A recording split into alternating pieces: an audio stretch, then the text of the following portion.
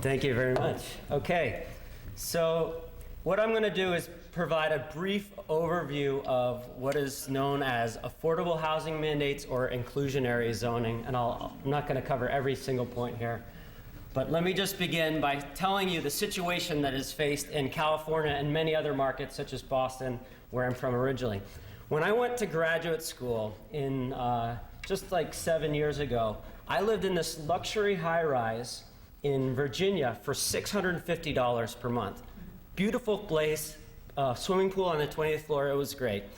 4 years ago, when I moved to California, I got a job as a professor, and I thought, oh, I should be able to afford something like that in California. So I started driving around San Francisco, and I found a similar place. It's really nice, and I said, this is exactly where I want to live. Well, I looked up the price. It's very hard to see here, but the price for this equivalent unit is $1.3 million with a monthly mortgage of $6,000 per month. And I said, oh, maybe I don't want to live here after all. Now, this is an expensive one, but this is not just the high-end ones. Pretty much every piece of property in California is expensive. In my area, the median price home goes for $700,000 roughly. Now, putting this into perspective, this is the type of home that you get. It's hard to see in these pictures, but you have descriptions like tremendous potential, charming.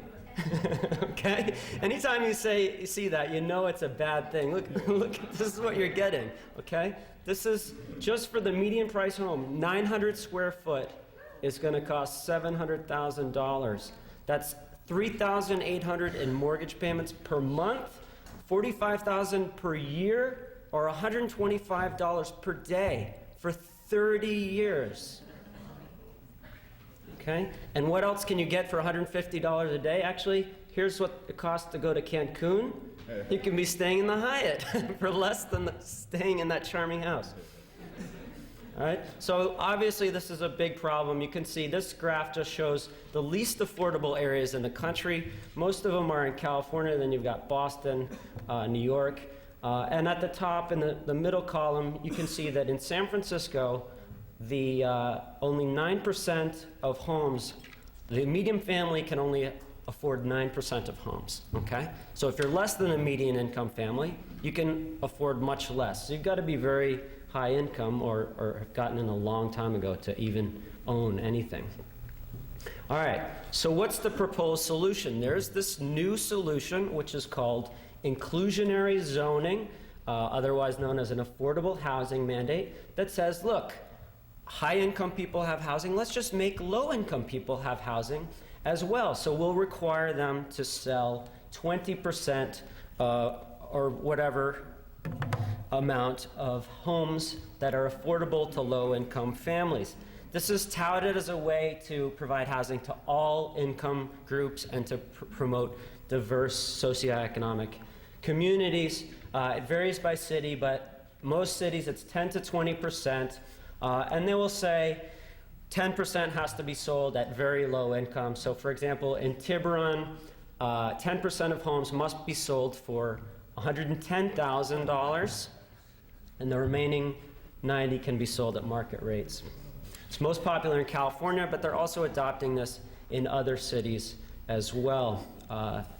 In California, it's mostly in the coastal regions, as you can tell here. All right, now what are the results? The advocates of these proposals put out a lot of reports, and they show these very nice homes. They're actually very nice compared to the charming home I showed you before. I'd much rather live in some of these units. And they show a lot of success stories. So people say this should be implemented in more cities, and it actually is becoming more and more popular. And who can argue with this, right? 30 years of innovation. If you are against these policies, you are against these pretty little girls. Now, as an economist, I want to say, all right, sounds good, but what are the actual results? How do they measure success? Well, it turns out the advocates of these policies measure success simply by the number of communities who are adopting these proposals has been increasing. Okay? Socialism is good because it was increasing in the 20th century. Therefore, it's a success. What I, as an economist, did with my co-author, Ben Powell, is we said, just because something is becoming more popular doesn't mean it's a good idea, and hoping that something is a good idea does not mean it's a good idea. So we decided to look at the actual results of this policy using economic theory and evidence to see whether this was increasing the supply of affordable housing, whether it is costly or not. So first thing we did was we looked at the number of units produced under inclusionary zoning, okay? How many units does this result in? This first green lines are an estimate of the 5-year affordable housing need according to the Association of Bay Area Governments. On the right-hand side is San Francisco. The estimated need is they need 12,000 new affordable units in the current 5-year period. And the other cities are the smaller cities throughout the Bay Area. So that's an estimate of the need. Next, we looked at the actual results. How many units have affordable housing mandates resulted in? Okay? If anybody has any binoculars, get them out now. But those little red dots are how many affordable housing units can be produced under this program. Okay? So to put this into perspective, in the last 30 years, there's only been 7,000 of these units produced, only 200 annually. After implementing these programs, the average city only produces 15 per year. Okay, put another way, it's going to take 100 years for inclusionary zoning to meet our current 5-year housing need. Okay? So despite its attractive sounding name, inclusionary zoning is nothing more than a price control. And if economists can agree on anything, it's price controls on housing reduce the quantity and or quality of housing. Okay. All right, so let me just go through this really quickly. Basically, it's a price control on a percentage of units. That's going to create a shortage in that market.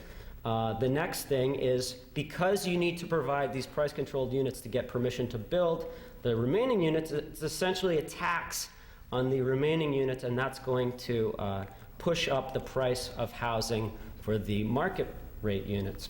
So our study tried to quantify that, and we did this by basically looking at how much you could sell something and comparing it to how much you had to sell it for.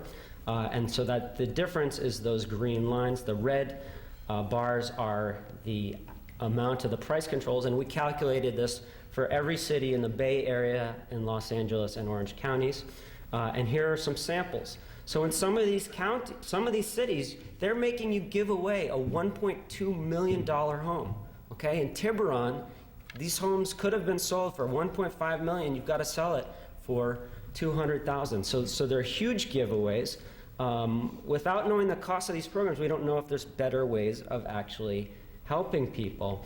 The total cost of these programs in current dollars, in many cities, such as Sunnyvale, Palo Alto, they've given away basically over $200 million of these new homes. Now, is new homes in the most expensive cities in the world the best way to help low-income people?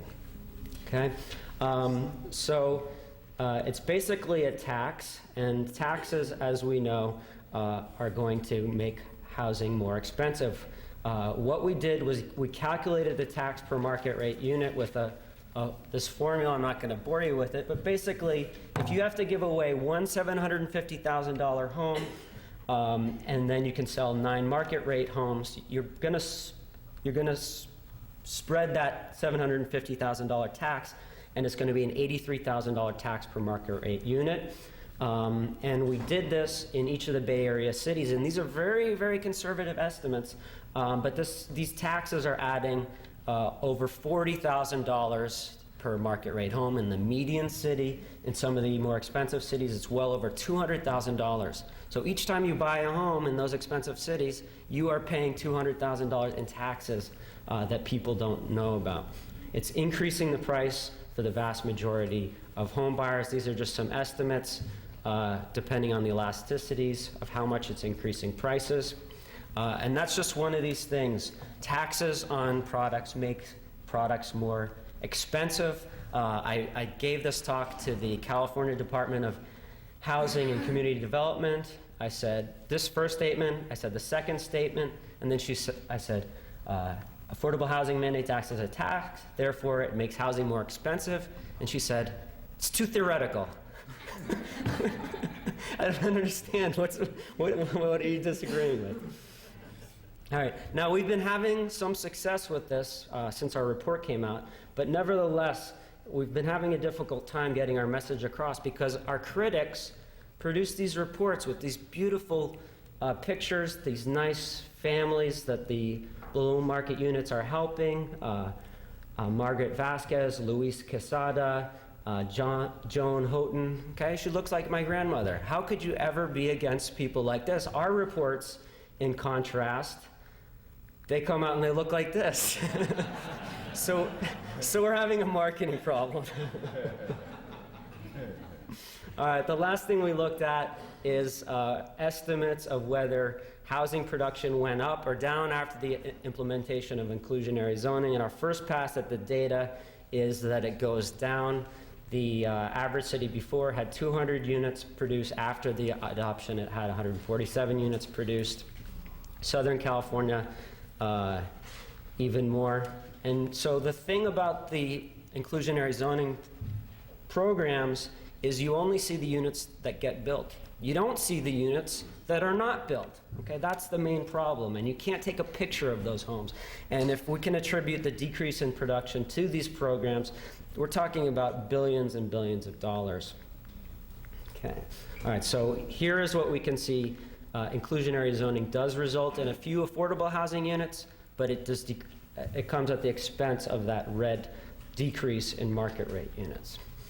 All right, let's see. Now, our report has been moderately successful. People say, well, it's not a full solution as they were claiming before, but they say, well, it's at least a partial solution. At least it can benefit a few people. And so I said, okay, well, if it can benefit a few people, maybe can it benefit me? Okay, so I was looking on in San Francisco again. Here's this beautiful building, $1 million units, and I saw on Realtor.com one day a unit in there for $300,000, which is expensive, but for San Francisco, this is a deal. Okay, so I said, how do I get in here? Well, called my realtor. What I found out, and what the advocates of this program don't tell you, is these units are going to have price controls on them now until the year 2060. Okay, I'm age 30. That means I cannot sell this unit at market rate until I'm age 85. Okay. Meanwhile, my neighbors' homes are going to be going up, assuming homes appreciate at only 3%. I'm going to be living in this $300,000 home. My neighbors are going to be living in a $4 million home. If homes appreciate at 8%, which is the national average, that's actually a very low estimate, I'm going to be living in a $300,000 home. My neighbors are going to be living in a $30 million home. Okay, is it really home ownership if you can't sell at appreciation? You've got to get a mortgage, you've got to pay interest. Okay, over the life of the loan, that's going to be $600,000 payments for something that now is only worth $300,000. Is it really home ownership? You cannot give these to your children unless your children are also poor. And a great Orwellian marketing scheme they have this thing where they call it the compassion period, is that after you die, your children are allowed to live in the home for 1 year. And then they've got to sell it at the below market rate. Okay? So these are extremely problematic. And just to wrap up, how should we deal with high prices? The worst control is the worst idea is price controls. Price controls have many problems now. They're only going to be getting worse. So just say no to price controls. Better idea, increase supply, not too controversial.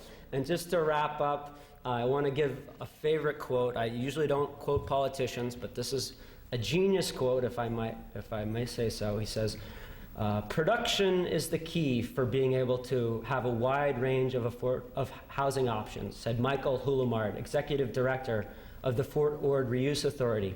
If we encourage production, that alone is going to either stabilize or drive down home prices in the area. And to me, it's just genius.